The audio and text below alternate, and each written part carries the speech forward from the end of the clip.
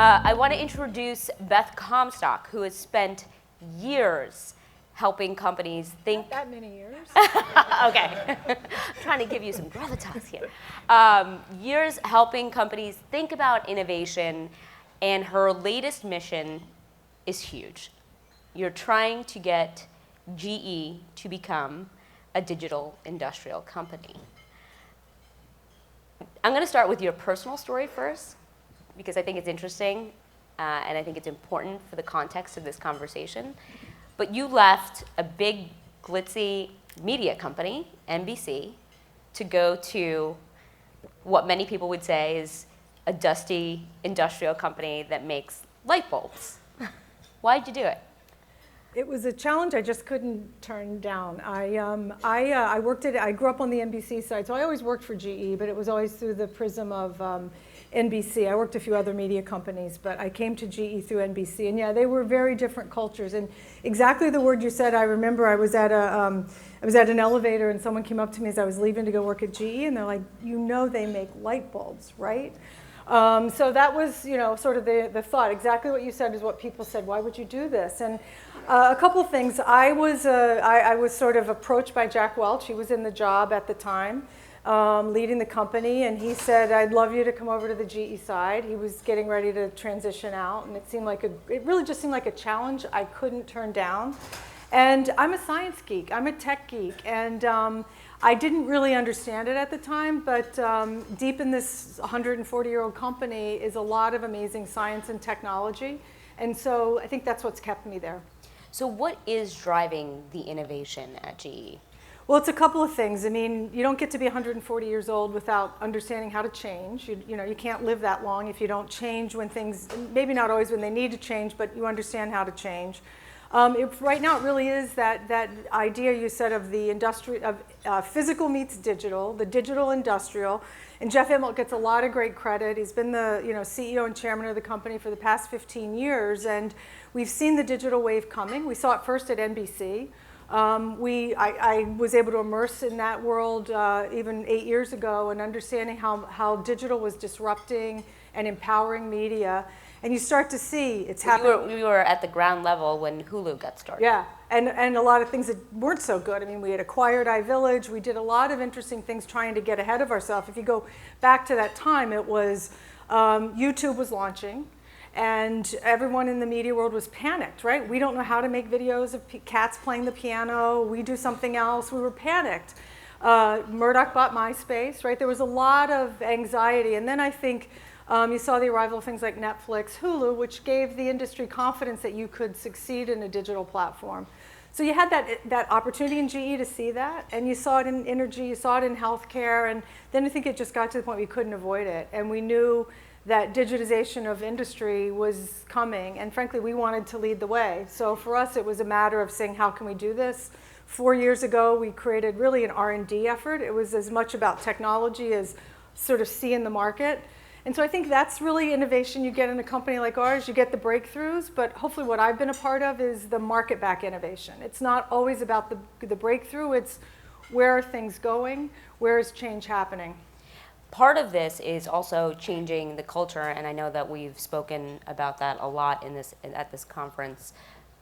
Getting 12 people in a room at a startup and infecting them with a culture is much easier in a way than getting 300,000 employees to change the way they think. What levers, what tools do you use to do that? Well, some of it is thanks to the world changing, you have to wake up. 9/11 happened, totally different kind of way of looking at the world of business. In a company like ours, financial crisis, I know a lot of people here can appreciate that, 2008, 2010. I mean, it basically is why we ended up getting out of financial services. But you can't look at this huge disruption in the world and say, well, I'm going to keep doing things the same way. So that always helps. I think having a crisis helps. And then understanding just the digitization of the world means you have to be much more agile. Globalization would be another big factor we had to grab onto. And I think you just have the culture has to figure out if we're going to survive, you have to work differently. I'm happy to go into a host of those things, but I think it's always good to recognize the world that's changing around you. keep in mind a company like ours, we were known so well for Six Sigma. We still are. And trust me, when you fly home today, you want your engine to be a lot of Sigmas. I don't know what the number is, but you want it to be a lot. And that's still important, but it was a process rigor to scale. But it's all about getting rid of defects. In a world that's changing fast, a world that's understanding where change is happening in new markets, the defects are the opportunity. It's the open a new market, the new opportunity. So we had to create leaders and teams that could do both, maybe not the same person, but you had to allow for both of those things to happen. We'll come back to leadership and teams in a bit, but I kind of like what you said about defects. What are the defects that GE has identified and the ones that you're really excited about addressing? Well, I think if you look at the globalization of the world, the fact is you can have great technology, but it doesn't have to cost a lot. So looking at consumer health and healthcare in general, and that you can do things at scale in China and India that maybe have the best technology, but they don't cost a lot. So how do you think about value healthcare? That's I don't know if it's a defect, it's an opportunity. But if you look at the world as only we produce the most beautiful high-end technology at the highest price point, you miss a huge opportunity to deliver health. So for us, I'd say another one for us would have been looking at, and it's also, there's a mission in these, I would say looking at renewable energy, greener, cleaner, more efficient energy as an opportunity. I don't know if it's a defect, but if you looked at the world just as fossil fuels, you weren't going to see an opportunity that allowed you to be part of where change needed to happen. One area where GE is making actually a lot of advances is in lighting. We talked about the light bulbs, but there's legit innovation going on there. What is it? Yeah, most people are surprised by this, because we've all screwed in a light bulb, right? It seems like the most basic act you could do. We all know a light bulb, but it's a great story in our company. I think the transition to LED has been some not so good things. All the core lighting that Thomas Edison and others learned how to scale is going away. Incandescents basically are going away. And luckily in our company, a team back in the 90s did some skunk works, and they had a very small LED capability, and they funded it on themselves. The company wasn't funding lighting well at all. The business was challenged, but they kept making choices. They funded it. Thank God they did. They put the right leadership in place, and we now have a vibrant LED business, and it's important because if you think of the world, so what do I mean by digital industrial internet? It's the ability to embed sensors and controls in hardware. Internet of Things. I'm sure there's been a lot of conversation here. And so a light is something, a light bulb everybody understands, but now you can plug sensors and controls in every light node, and you have a mesh network. We could embed LEDs and all the control systems in this room, and you have a mesh network, all kinds of new applications. Not only does it control the quality of the light, but it becomes a communication center. If you're a city, you can understand traffic, waste, crime protection. If you're in a retailer, you understand inventory, traffic flow, customer loyalty, all that from a light bulb. And is this technology in use already? Is there an example? Is there a test market? Yeah, right now in San Diego, we're in the market in San Diego doing a lot around traffic management. So, none of us will like this, but the fact is if you're parked too long in San Diego, we now know who's been there too long. Oh, no, you shouldn't have said that. You're going to get a lot of hate mail now. Exactly. Not the kind, but it's new revenue streams for cities. Looking in buildings, the ability to do location positioning if you're in Walmart and understand where someone is, can I give them the right offer? It's primitive, but those things in the next 5 years, you're going to see them scale. But that's, I think, the metaphor why we like it as a blueprint for the company, because everything we do is going to be embedded with the ability to sense, analyze, and run things better. And so there's new revenue streams. We have to learn how to commercialize it. So for anyone who's in those kind of businesses where you're going from selling a thing to a service, we're right in the middle of that. So we're betting the whole company on it. Not just on the lights. The lights are just a little piece of it, but on that sensing, controlling, the ability to marry the hardware and the software. Yeah, I was going to ask you about that because it seems like every traditional industrial hardware company is going out now and saying, we're a technology company. We are innovating. We're creating really cool products. Goodyear, for example, came out the other day and with its new tires for self-driving cars, and they're a sphere, and they can morph depending on the weather conditions.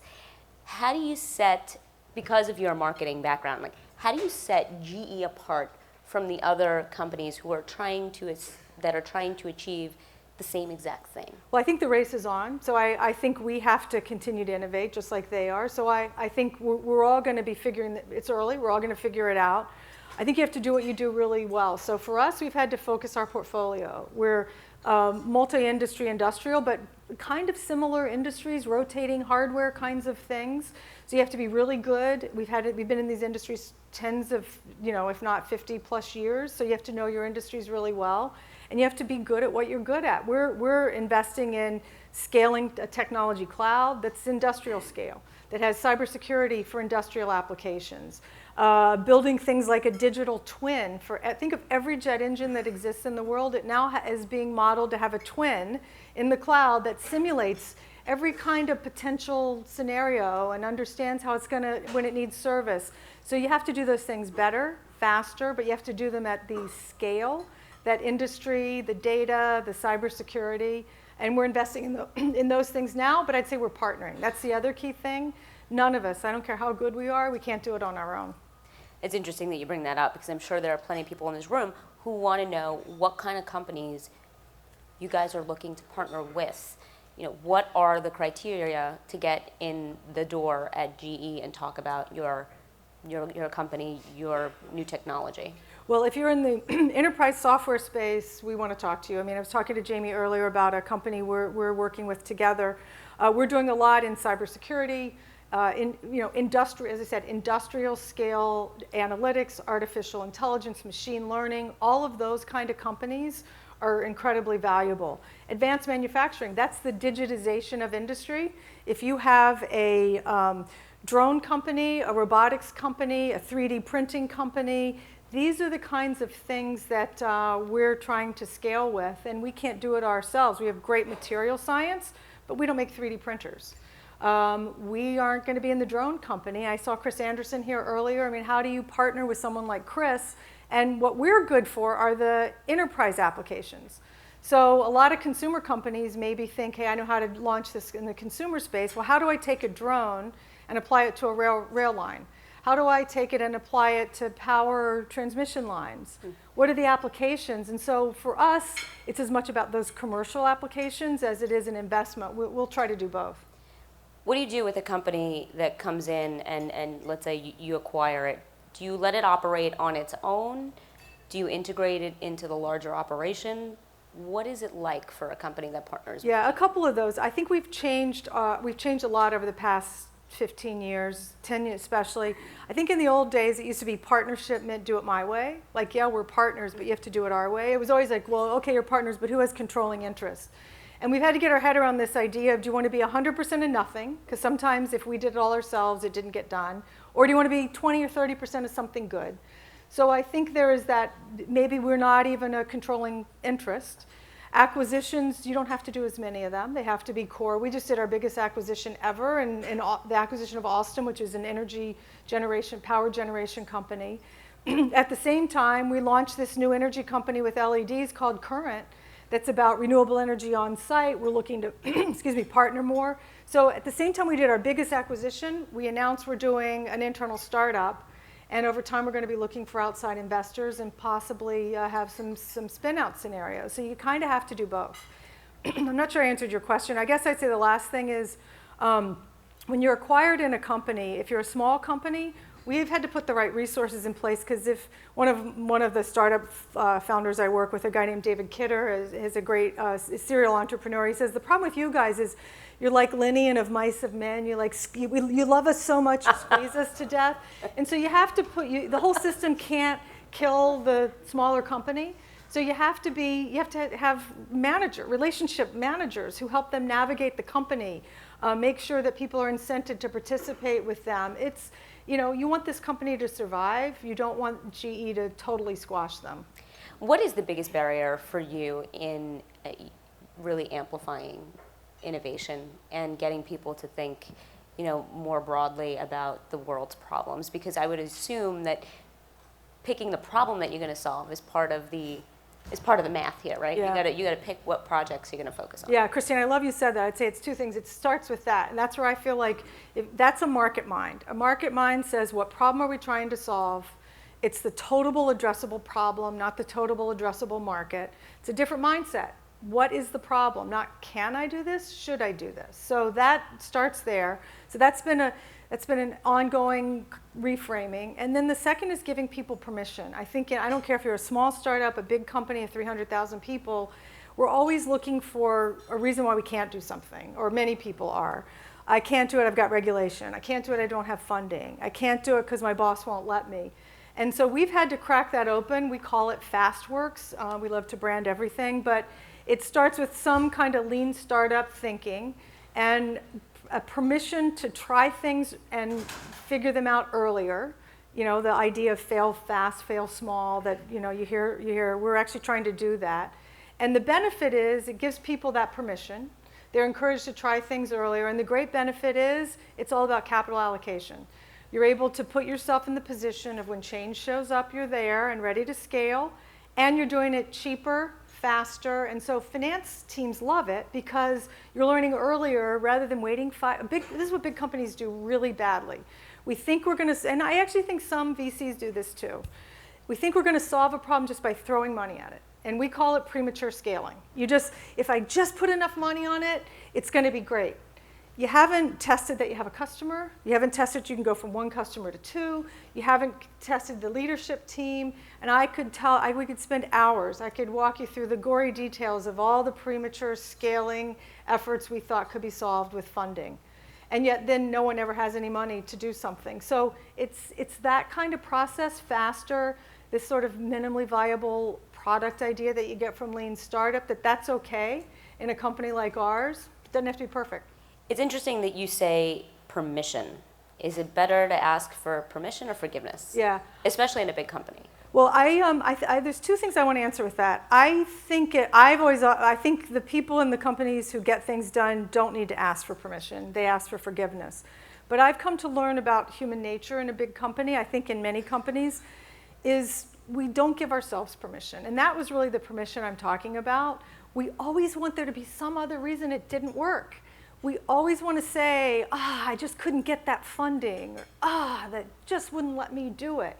And you know, sometimes the best ideas come out of the more constraints. I learned this on the advertising side. The best creative brief, the tightest, creative brief gets the best creative advertising. And it's no different in innovation. It's no different in a startup. What's your brief? What problem are you trying to solve? What constraints do we have? And unfortunately, in bigger companies, we try to do too many things. We're maybe not as tight with our brief. And I think that helps you iterate a lot faster. So how do you solve for that at GE? Like, what specifically do you guys do to make sure that you're not going too broad and getting into everything and throwing money at things? Well, partly it's been this earlier funding, faster. So I'll give you a good example. Like, this is probably a bit techie, but we had a diesel engine. I know everybody would be very excited about that, but it was beautiful to us. But it was going to take 5 years to get it done. Why? For a host of reasons, it really didn't matter. It wasn't the technology. It was kind of the bureaucracy. So we had to pull that apart and said, what can you get done in 3 years? What can you get done in a year and a half? And we're only going to fund. So we've gone this FastWorks model. It really takes VC thinking. It's venture funding in a corporate setting. So you only fund to that first stage. Is the technology working? Do you have a customer that validates it? Yes, you can get funded to the next stage. When you do that, you don't need to fund something for 5 years and $50 million, not that we'd probably fund it at that level anyway. You can maybe fund it to 18 months and feel confident you can go, or feel confident that you're not going to go and it's okay to kill it. What happens in maybe everywhere, but I've seen it in companies, is no one wants to be the one that says, I killed that idea. So you only have funding for 5 ideas, or you only have funding for 3 ideas, but you have 5, because you don't want to be the one that kills maybe 2 of them that you're not confident about. This gives you confidence earlier. You're only funding to what you can sort of see. That makes a lot of sense. Or believe. One fun question. When people talk about the Internet of Things, I can't help thinking about like the Jetsons. When you go walk into work, give us an example of a technology that maybe won't reach the market, but that you're really excited about, that you are amazed by that GE has come up with? Maybe it's not marketable, it's not going to, change our lives tomorrow, but maybe 20 years from now. What is it? Well, most of ours are things you don't see every day. I mean, they're not necessarily consumerizable, but the fact that we're 3D printing in metals has huge implications. Most of us have written off 3D printing, or we think it's limited in the plastics, and it's good, but will it ever scale? The ability to print in really sophisticated metals means that we are now replacing all kinds of parts in a jet engine, in a gas turbine, with new geometries. They're able to solve new problems of geometry and physics because of the shape, because of the kind of printing that you can do, and you don't need the kind of parts that come together, less failure. So I think you'd be blown away to think that right now we're printing a handful of parts, and in 5 years we want to be printing 1,000 different parts in a jet engine. Wow. That's big. That changes. The fact that you're going to have robotics enter into the manufacturing place, and we hear a lot about the negatives of that. People might lose their jobs. The reality is you're creating a whole host of new capabilities and new jobs and new ability to design things, create things from the cloud all the way, new suppliers. So there's a lot of new things that are coming into the market that are exciting. You mentioned the fact that you don't touch the consumer directly. Is that part of the reason that it's so hard to change people's mindsets about what GE does? No, I don't think, I mean, most of our businesses are passion-based businesses. I mean, people in aviation, they love the power of flight. They would probably work anywhere. They love that GE's in it, and that gives them a certain thing. It was the same with the media world. I mean, you love the industry you're in. Healthcare, how could you not love? Energy, it's about powering the world and clean energy. So I actually think we're a little different. It's about that mission to solve these really hairy challenges. So but I think where it falls apart for us is if it gets too complicated, too bureaucratic, you can't get to some of these things. People get frustrated. I'll tell you a really not a good story, but why some of these things, the cultural efforts, it's become apocryphal, but one of our researchers was in the cancer, he was like in the MRI area, and he basically said he came to GE and became a researcher because a relative had died of cancer. And he stood up in a meeting and he got teary and he said, "You guys are in my way. You're slowing things down. You're not putting funding in the right way. I came here, I don't want another person to die like my sister. I'm not going to have this." So people, like, they force you to get out of the way because they're mission-based. So I think we have that going for us. And if you don't work there, you might not see that. I'm going to go back to your experience in marketing a bit, because what has been successful for many companies that do face the consumer is taking a stand on social issues, especially when it comes to reaching that millennial audience. Now, I know that GE has a new advertising campaign that kind of mocks itself a bit, but how does GE think about social issues? And would you advise the company's executives to take on some more social issues publicly? Yeah, I mean, we live in the communities where we work, so yes, you have to. I mean, a third of our workforce is millennials. That people usually find that pretty surprising. Well, maybe between 25 and 30%. But I think a couple things. We took a big stand a decade ago and said clean energy is a part of what we're going to invest in, prioritize with, conversations we're going to have. We called it eco-imagination. It totally changed the way we work. I know it attracted us to a different set of partners, a different set of employees. We've done that with affordable health care. I think right now the social mission is jobs. Jamie mentioned it earlier. You see it in the political landscape. I mean, companies, if they're good and they know that we're about creating opportunity and jobs, and I think sometimes that gets lost in the conversation. So I think most people who work in companies today accept and believe they have an obligation to their communities. They have an obligation to benefit society. We have about 5 minutes left. I just want to open it up to the audience, give you guys an opportunity. We don't have mics, but if you speak loudly enough, I'll be able to repeat the question. Anybody? Oh, we do have a mic. There you go. We have an ad? We're going to roll it now? Okay. Does anyone have a question? Anybody? Well, I would love for okay. The microphone, sorry. Oh, Someone has a microphone. I'd love for you to tell the story that you told in the smaller group about your team being all women and how you feel like you may need some men on the team. Yeah. Because we've been talking about how we need more women, but it's a very interesting dynamic in what you do. Yeah, so just a bit of a setting context. So I'm a big believer that all my sort of passion and experience in innovation, I'm a big believer that innovation is really about diversity and tension. And you need diversity of thought and experience in any company to be innovative. And for the leader, that means it's fraught with all kinds of tension and challenge. People see things differently. They don't get along well. But I'm a big believer it's not just about gender or global background, but it is about we need to have more women in the workplace and in the boardroom. And I have this dilemma right now where the women who are part of the immediate team I work with, it's about 90% women. And I think that's great for GE because trust me, we're not 90% women as a company. We have a lot more work to do. And so there's a part of my job, I believe, is to flood the zone. Get more senior women in, have them hire more women. But I also know if I believe that diversity, it fuels innovation, and I need different kinds of thinkers and experiences. Having a leadership team that's mostly women isn't, and even though they're all different and they're not, I'm not trying to stereotype them, it's not so good.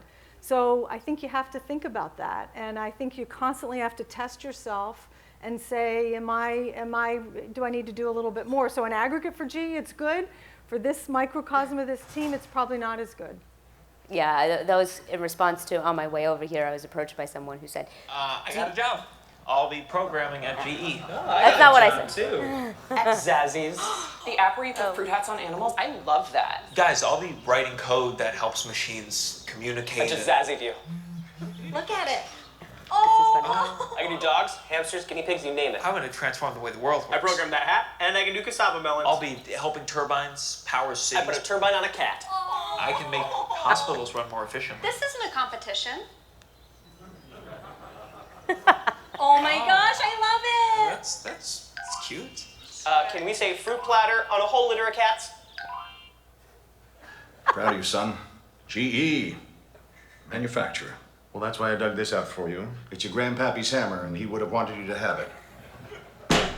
Meant a lot to him. Yes, GE makes powerful machines, but I'll be writing the code that will allow those machines to share information with each other. I'll be changing the way the world... You can't pick it up, can you? Go ahead. You can't lift the hammer. It's okay, though. You're going to change the world.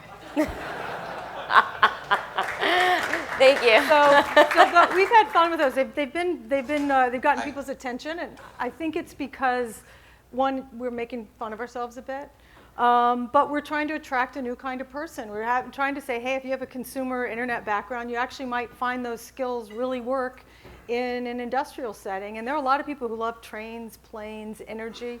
So that's part of it. We're also trying to attract a lot of great women in technology. I think there's a lot more that we could do and we want to do. So like that's a guy, but we're trying to do a lot more to get women in technology as part of the message as well. Well, thank you so much, Beth. It was Thank great you. to Thanks hear a your lot. insights. Really good to see you, Christina. Thank you.